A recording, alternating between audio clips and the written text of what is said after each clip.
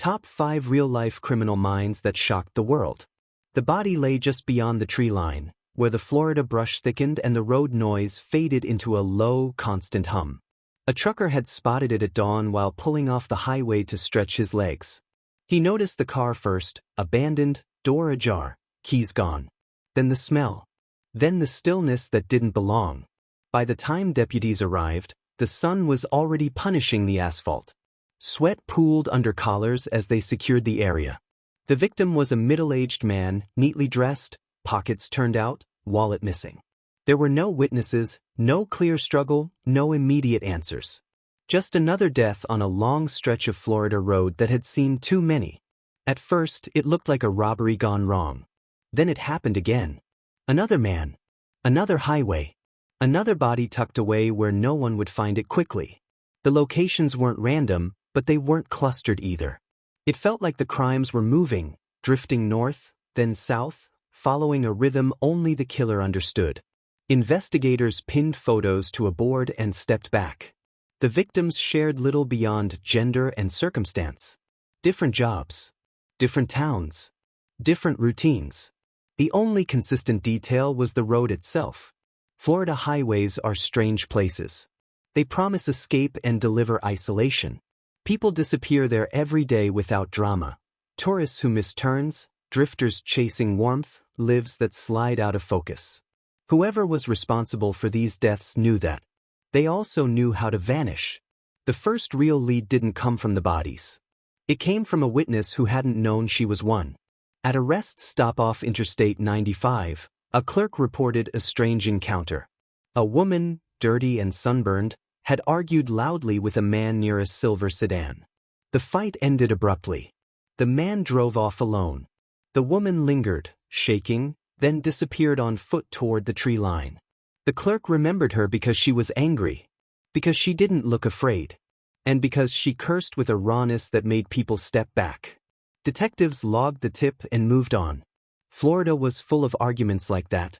But when another body turned up miles down the same corridor, the report was pulled back out. Slowly, a different picture began to form, one that didn't match the usual profile. The killings didn't feel predatory in the traditional sense. There was no obvious stalking pattern.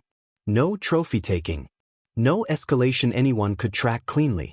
What investigators saw instead was volatility. The autopsies suggested sudden encounters that turned fatal. Not planned weeks in advance. Not carefully rehearsed. More like explosions, brief, contained, and devastating. Psychologists consulted on the case raised an uncomfortable possibility. The killer might not be a man. The idea didn't land easily. Serial murder, especially along highways, had a template the public recognized. This case didn't fit it. But the evidence didn't care about expectation. Witnesses described a woman hitchhiking, sometimes with a girlfriend, sometimes alone. Men were picking her up. Men weren't coming back. The highways began to feel narrower. Police canvassed bars, motels, gas stations. They spoke to sex workers and truckers, drifters and clerks. They heard stories that sounded like rumors until they didn't. A woman who talked too much. A woman who trusted no one. A woman who could turn from laughter to rage in a breath. She went by different names. She carried everything she owned in a bag. And she survived by the road. Her past, when investigators finally pieced it together, read like a list of fractures. Abandonment. Abuse. Years spent drifting between foster homes and streets that taught hard lessons quickly. By her teens, she had learned that safety was temporary and trust was dangerous. She lived in a country that sold dreams loudly and delivered them quietly, if at all. She worked when she could. She hustled when she couldn't. She learned to read men in seconds, who would pay, who would threaten, who would smile and then turn. The road taught her that violence wasn't always announced. It arrived when you needed money. When you needed a ride. When you needed to survive another night. Investigators would later argue about motive endlessly. Some called it greed. Some called it revenge. Some called it something darker and harder to name, a collision between trauma and opportunity. At the time, none of that mattered. What mattered was that men were dying, and the deaths were spreading. The break came unexpectedly, as they often do. A pawn shop owner called in a suspicious transaction. A woman had tried to sell a handgun, nervous and aggressive, insisting on cash. The serial number matched a missing person report connected to one of the victims. Detectives moved fast. They tracked her movements through cheap motels and half-forgotten trailer parks. Each stop confirmed the same story: arguments, outbursts, sudden departures. She left behind cigarette butts, angry words, and the sense that she'd been cornered long before anyone started looking for her. When they finally found her, she didn't run. She stared at the officers with open hostility, as if arrest was just another bad deal she'd expected all along. She cursed. She resisted. She demanded to know which man had finally turned her in. In custody, she oscillated between fury and exhaustion. She spoke about being hunted, about men who tried to hurt her, about justice she never believed would come unless she delivered it herself. Interrogators listened carefully. They didn't hear a mastermind. They heard someone who believed the world had already made its decision. As the case went public, shock followed fast. A female serial killer was not something the public knew how to process. Headlines struggled with language. Commentators dissected her appearance, her sexuality, her childhood. Some searched for sympathy. Others demanded none be given. The courtroom became a theater of contradictions. She was loud, defiant, unpredictable. She challenged attorneys. She glared at jurors. She spoke openly about violence without remorse, then broke down unexpectedly when her past surfaced. Experts debated her mental state. Was she calculating or impulsive? A predator or a product? The answers shifted depending on who was speaking. But the evidence kept piling up. Ballistics connected the weapon to multiple deaths. Personal items belonging to victims turned up in her possession. Confessions came in fragments, sometimes recanted, sometimes doubled down on. And then, just as the case seemed to settle into grim certainty, something surfaced that complicated everything. In one interview, she claimed a killing no one had linked to her before. A man found months earlier, ruled an accident. A location that didn't fit the pattern investigators thought they understood. They pulled the file. The details lined up too well. If she was telling the truth, it meant the timeline was wrong. And if the timeline was wrong, it meant one thing. The highways had been claiming victims longer than anyone realized. When detectives reopened the cold case and compared evidence, they felt the floor shift beneath them. Because the story they thought they were closing had just opened wider. And as they prepared to confront her with the new findings, they realized the most dangerous part of this case wasn't the violence itself. It was how easily it had hidden in plain sight, wrapped in assumptions about who could be capable of it. When they brought the file into the interrogation room and laid it on the table, she looked at it and smiled. Not with relief, with recognition. And that was when they understood they still didn't know how many roads this story had touched. The file sat between them like a dare. She leaned back in the chair, arms crossed, eyes fixed on the folder as if it had insulted her. The detectives waited. They had learned quickly that silence unsettled her more than pressure. She filled gaps with words, sometimes lies, sometimes truth wrapped so tightly in anger that it was hard to tell the difference. "That one," she said finally, nodding at the file without touching it. "You people never wanted to see that one." They asked her to explain. She laughed, sharp and humorless. "Because it didn't fit your picture." The reopened case had been dismissed months earlier as an accident. A man found off a rural stretch of highway, his vehicle abandoned, his death attributed to misadventure. No robbery. No witnesses. No obvious reason to look deeper. Until now. When investigators cross-checked timelines, they found something disturbing. During the window when the man disappeared, she had been in the area. Motel records placed her within miles. A gas station clerk remembered her face, not clearly, but clearly enough. The road had swallowed another story. As interviews continued, the tone shifted. What had begun as a series of robberies with fatal outcomes now looked more complex, less predictable. Some encounters appeared opportunistic, others reactive. A few seemed fueled by something deeper than money or fear. Psychologists brought in to observe the interrogations noticed the pattern immediately. Her stories revolved around control: who had it, who took it, who lost it. She described herself as hunted long before she ever picked up a weapon. In her mind, every encounter was a test she had already failed at least once. She doesn't see these as crimes, one expert said quietly. She sees them as outcomes. That distinction mattered. It complicated everything. As prosecutors built their case, the media circled. Cameras waited outside courthouses. Pundits argued late into the night about labels: monster, victim, anomaly. The public struggled to reconcile the image of a serial killer with the reality of a woman shaped by years of instability and violence. Some searched for empathy. Others rejected it outright. The families of the victims watched this unfold with restrained fury. They heard their loved ones described in passing, reduced to circumstances.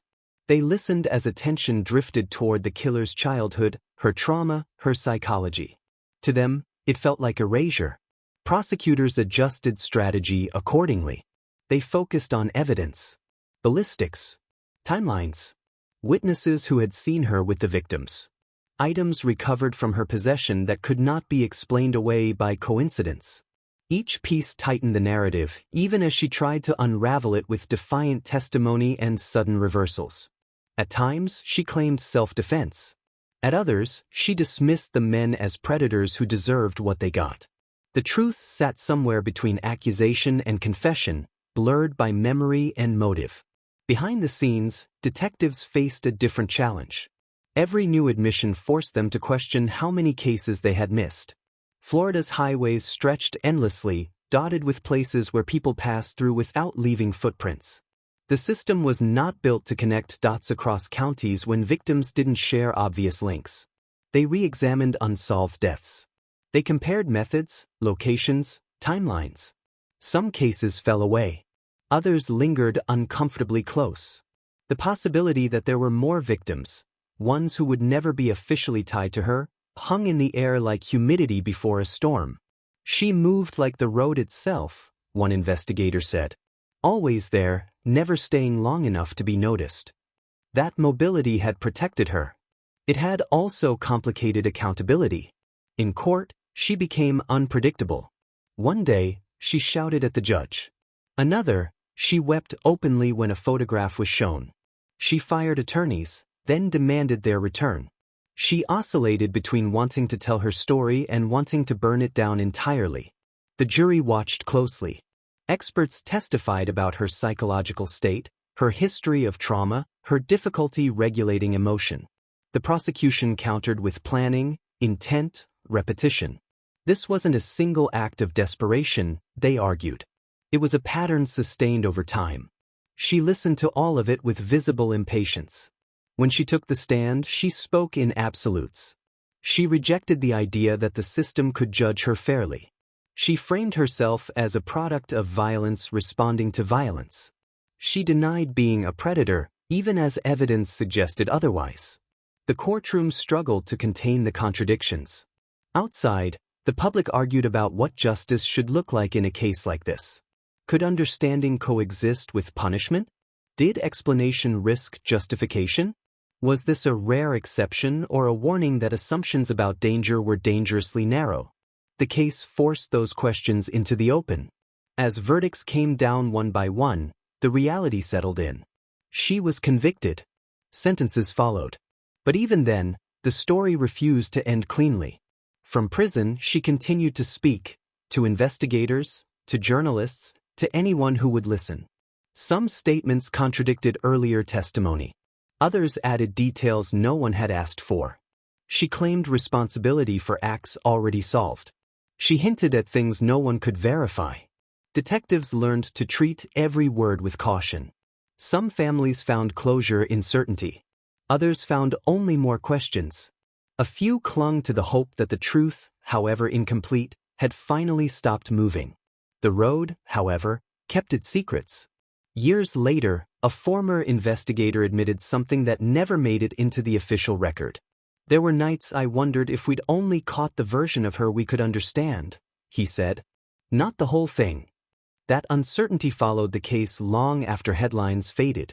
Her story became shorthand for something larger, a challenge to stereotypes, a reminder that violence doesn't always announce itself the way people expect. She didn't fit the mold. And because she didn't, she had gone unnoticed longer than she should have. That realization unsettled law enforcement agencies nationwide. Training manuals were updated. Profiling discussions expanded. The idea that certain crimes belonged to certain faces began to crumble under scrutiny. But change came slowly. It always does. In prison, her behavior remained volatile. She clashed with guards. She filed complaints. She spoke openly about her anger toward the world and her refusal to seek forgiveness. Some saw this as proof of irredeemability. Others saw it as the final expression of a life shaped by abandonment and survival instincts sharpened too early. Psychologists continued to study her, not to excuse, but to understand. Her case appeared in textbooks and debates, cited whenever discussions turned to gender, violence, and societal blind spots. She became infamous. But infamy did not equal clarity. One final revelation surfaced quietly, years after the last appeal was exhausted. A retired medical examiner revisited a case from the early years of the murders, prompted by new forensic standards. The evidence was inconclusive, as it had always been. But when viewed through a different lens, the similarities were impossible to ignore. No charges were filed. No announcement was made.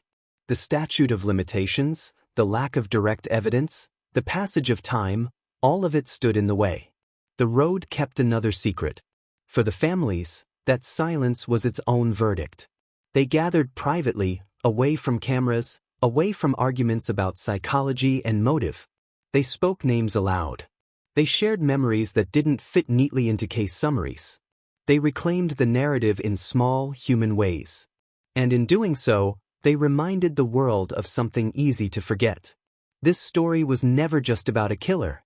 It was about vulnerability, about assumptions, about how easily danger can hide behind expectations. As one mother put it years later, everyone kept asking how this could happen. No one asked how long it had been happening. That question lingered, and it followed the case into history, unresolved, uncomfortable, and impossible to ignore.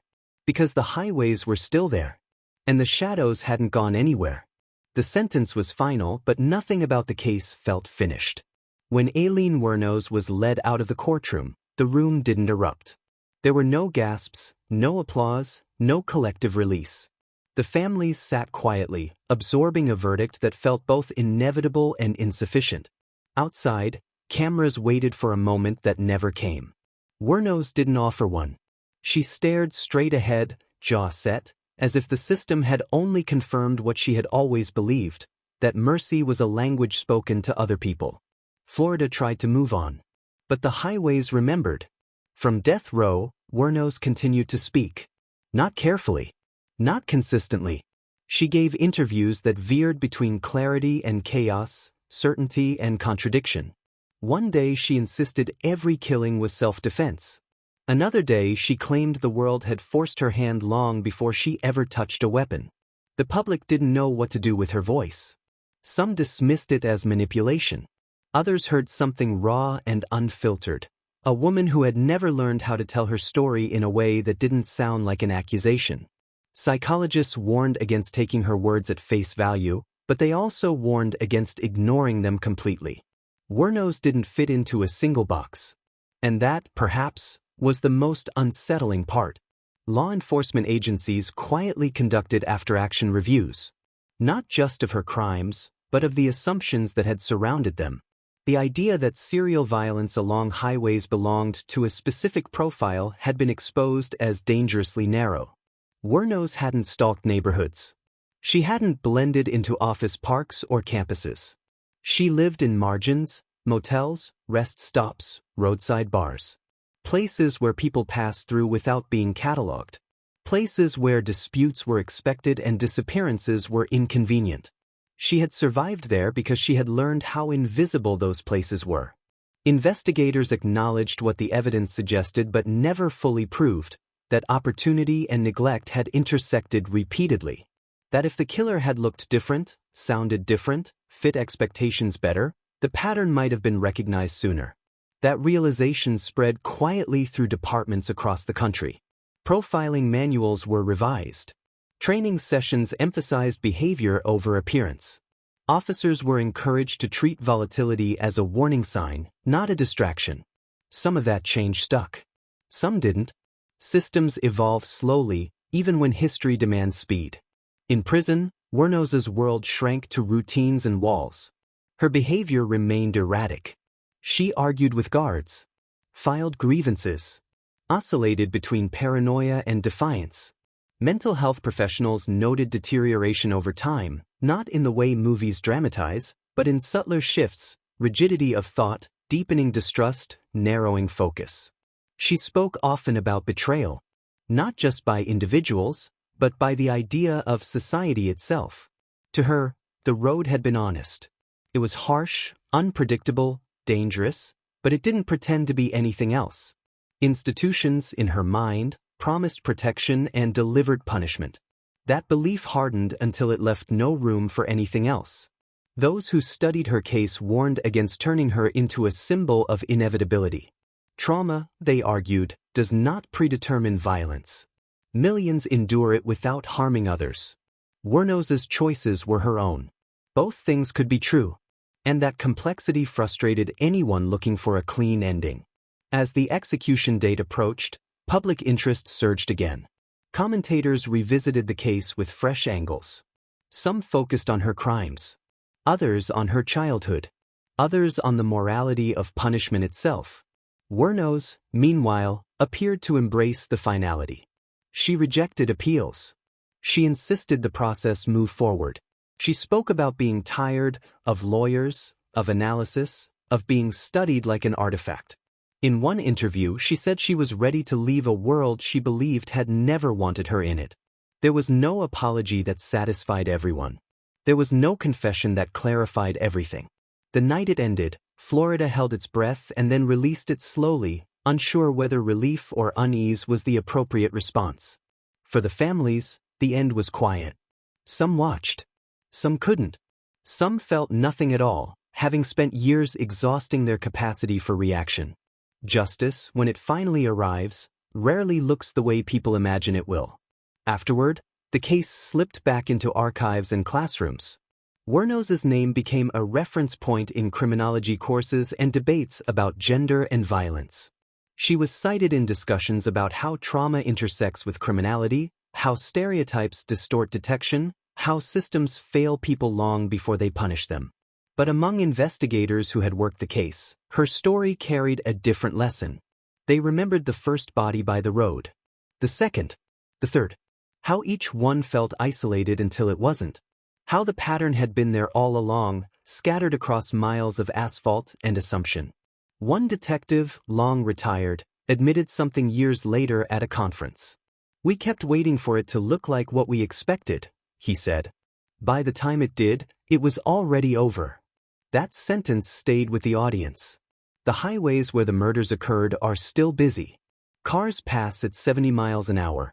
Travelers stop for gas, coffee, rest. New motels replace old ones. Names change. Ownership shifts. The road absorbs it all without comment. Subscribe, hit like, and leave a comment, because once the story begins, there's no clean way out.